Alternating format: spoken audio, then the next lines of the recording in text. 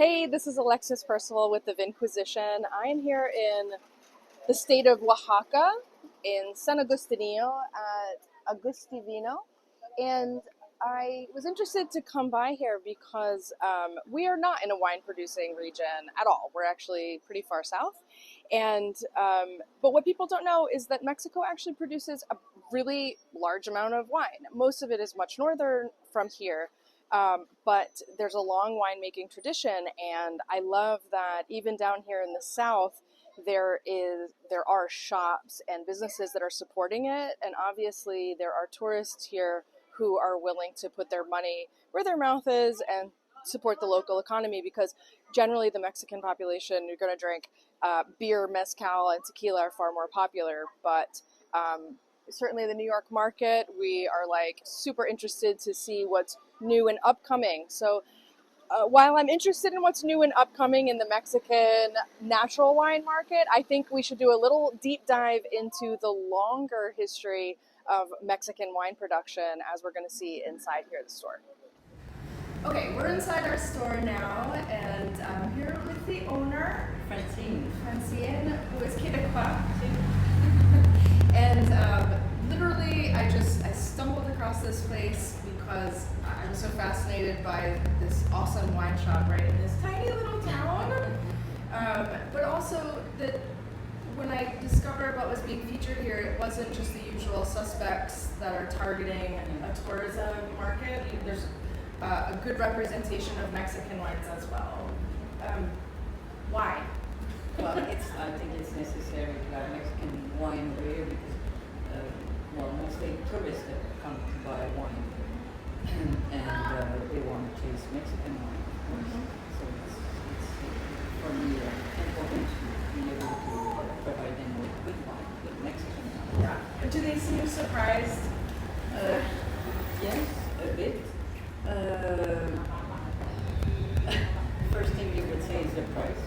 Sure. Price, good Mexican wine are a bit expensive, but they have a nice budget. I can only speak really to the, so I'm from New York City, and the market there, what we see more is the more natural, super natural wines from like Baja and those areas that are more on that natty side, and New York City has a market that will be experimental. Yeah. But what they don't see is actually the older and it's the fact that I was doing a little reading myself, is that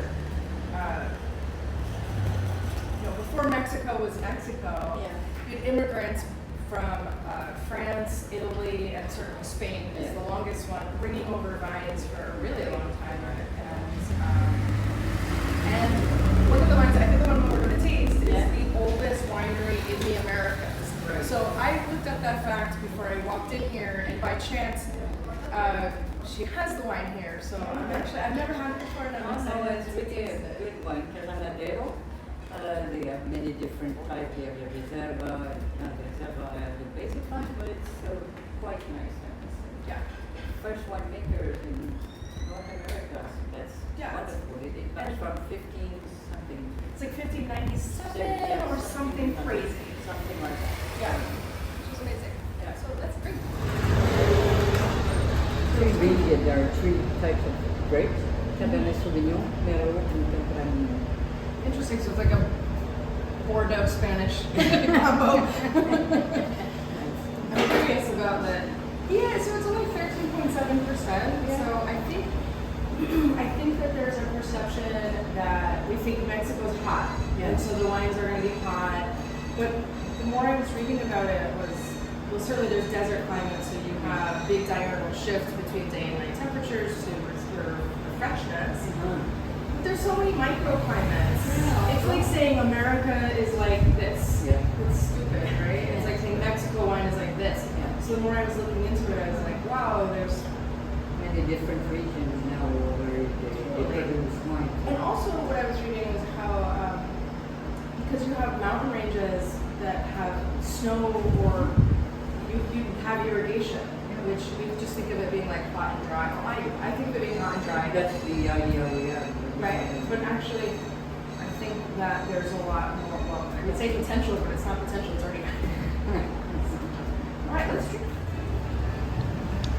say for anybody that would be expecting this to be super jammy or high alcohol and jump to conclusions, I'm not getting that at all. It is definitely fruit forward, but more like dry fruit.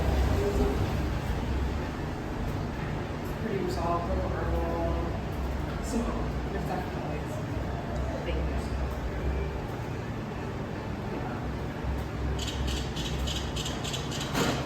Could just be static fusion.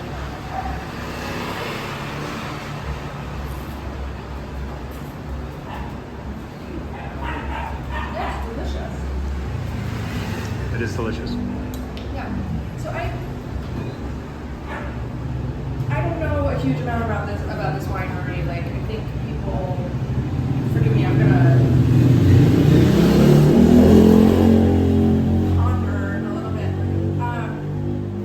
I think people expect me to just be going for natural wines. I don't know what their straight production is here, like if it's organic or whatever. I don't know. But I would say I'm here. I'm in the state of Oaxaca, where you're safer with a beer, tequila, or mezcal. But I think that like I'd be perfectly happy drinking this bottle of wine versus paying extra for an Italian bottle, an American bottle, or a French bottle that I knew because I knew the name or something like that.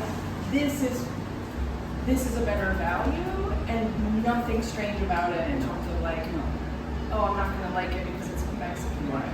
No, the nice wine. Yeah. Getting there, like I was saying a bit earlier, I could compare it to the Quebec or Canadian wine industry.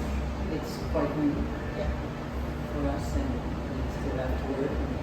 It's small production, small batches. People at first are saying, "Oh, Canadian wine is not like that." That's the first impression. People don't know. Yes, I said she's Quebecois, so we're talking about the Canadian wine market. That there's a ton of wine coming out of Canada as well. So if you're American, our neighbors to the north and south are making a lot of wine, and just because you haven't had it doesn't mean it doesn't exist, and that it's not very, very good. I totally agree. But what I find interesting is that and same with Canada and the U.S. Is that I don't think that mimicry is the way forward. I think that all of our regions finding what they do best rather than trying to compete directly with the European region is far more interesting. But obviously something like this is coming out of a very, very, very old tradition of we're going to make wine like what we want from Europe, and that's fine. And I think our palates are probably attuned to that as well. But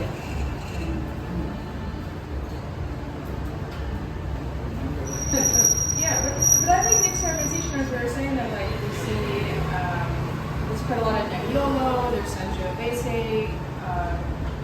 We're seeing a lot of interesting. There's way more grapes planted in Mexico than people realize, and it's not just like it's like the new cool area to plant grapes. Like there's a lot of old vines. And I think also there's some pre-phylloxera vines as well, because if you have sandy soils, you have old vines. Which is interesting. They've done a lot of Mexican wines in the U.S. You don't see, I don't. I would say like overall, absolutely not. But in Manhattan, in Brooklyn, certain areas you have importation books that champion like wines or wine projects. Have people that it's affordable to maybe latch onto a project on the Mexican side of the border and make like buy grapes and then make a fun project and then get their friend in New York or California to distribute it. So while I find those wines really exciting and the labels are really cool and fun, I don't really think that they're necessarily the best barometer for what's actually true about Mexican wine. But I like all of it, just like with all American wine. Like I think weird hybrids are fun and traditional stuff is fun. It's fun. As long as it's well made and well, I think with heart and Is it delicious? Do you want to drink it? I want to drink it. What, I apologize to anyone who does watch this that it's going to be loud. Yeah. Oh, 20 of my followers. What do you sell the most of? What SKU do you sell the most of? Well, white wine, for sure. Because it's hot as hell, Sauvignon is very popular. Mm. And Chardonnay, of course. But, a lot of Chilean and Argentinian wine. Chile and Argentina, that makes sense. Yeah. That's the same in the US though for retail as well. The value to dollar is so much better. Yeah. Yeah. Many people, like, unless they are more into the wine game or wine loving type of people, they want to have a fun wine, just to drink on the beach or in a pillow or something like that. Yeah, I know it's your Aperol. Yeah, And this is very totally popular. makes sense. Yes. Because it's really hot down It there. is. Yeah, listen, I've never said no to a spritz, so I get it. And I'm trying to push on the rosé because there were not so many rosé Yeah, I noticed available that. around here. And I think it's perfect for this weather and with fish or with, seafood. Which is It's crazy, really like, nice. rosés exploded every market, so anybody looking to push in their rosé product, you need to come south to Mexico, because, yeah. I just received not so long ago Marqués de Caceres, which is a Spanish wine, and their new boutique line. And the rosé is really, really, really nice. It's great. So it's really beautiful. It's this. The daughter's owner is now in charge of the winery. I've seen that more and more too, Yeah. right? Yeah. In Spain and Italy especially. And she had studied in France. And she wanted her wine, her rosé, to be like the Provence wine. So you can see the color is like the rosé de Provence. Yeah. So less a rosado and more a Yeah. rosé. It's nice part. She did it well. Yeah, it's interesting. I was looking at the pricing as well.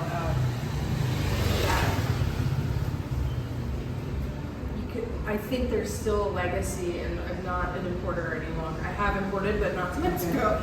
But I can see the trends of, it's interesting to me that I think there's a legacy of the Spanish wines being less expensive here in Mexico because of that lasting impact. It's a long time that That the trade traditions are still strong. And I know that partially was true, well, it was true, that there was a period of time where there was wine production here, and then, not here in Oaxaca, but north of here, but they were told they couldn't make it except for church, for ecumenical purposes, because they didn't want to compete with the markets, and so Spain said, no, we know you can make wine here, but you can't actually make it, which is pretty interesting. They put the kibosh on it. Yeah, and so it was it was the church that kind of kept it alive, and then a lot of those vines get ripped out because pious. So yeah, our cameraman's filming. We've gained 2 people, veterinarians here in San Agustinillo. Just popped in to drink some rosé, which is the rosé that we spoke about previously. So female winemaker who studied in France, making wine in Spain. Did a presentation at the ungodly hour of 9:30 in the morning, which is not okay. So bad. But prior to that, we were asking about how the hell did you end up here from Quebec? Very different climate. Oh, very different, and that was part of the attraction. No for shit, sure. yeah. My sister used to come here. I've been coming here for more than 20 years. Just for vacation. She was coming here to month a year, and was always bragging us about, when I retire, it's here, I don't want to retire. This happened 5 years ago. So I decided to come with her for this change of life, Be here 3 months and go back to my stuff in Montreal.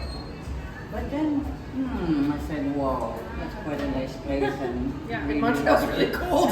I mean, Montreal's lovely. It's a lovely city, but it's cold. I It's cold. I lost my husband a couple of years before, and we were working together in this business, this antique business I had.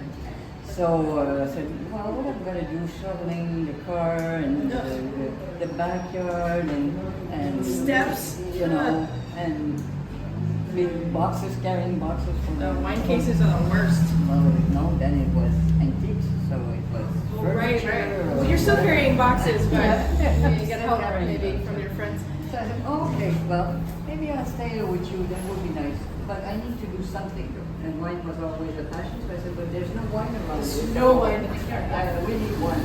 So I decided I will open the wine shop and see where we go. If it doesn't work, I'll go back to my passion. Here I am 5 years later. Yeah, woo. And also it's a really beautiful little shop. Like I would say, even by like, and I hate to use New York as the standard, but for anybody watching who thinks of that, like this place is small. It's very chic, but the storage is impeccable. The display is curated and thoughtful, and We're not the only one. I mean you're the only one. The But restaurant, so we have a... yeah, you have a cub. You have a cub that's like temperature. We love the female one. Ajá, y dice que es como un boutique, no lo venden en Ciudad así, pero solo en tienda de vinos. Me gusta más porque Ah, sí, pues sí, está bonito. Ay, muchas gracias. Ay, pero tienes que practicar. She has to learn how to speak English. Well, my Spanish sucks, so we're You have me translate both ways. Spanglish. Okay, Spanish is fine. Yeah. No, I walked in here and then we started speaking French. I was like, she speaks French. I know this. She does. Yeah. But our video's in English, so no.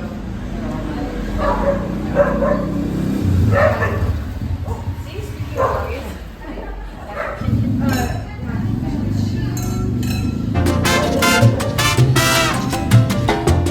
No, I just want a photo. What is that? The wine smurf? Hey, it says Happy Smurf Day.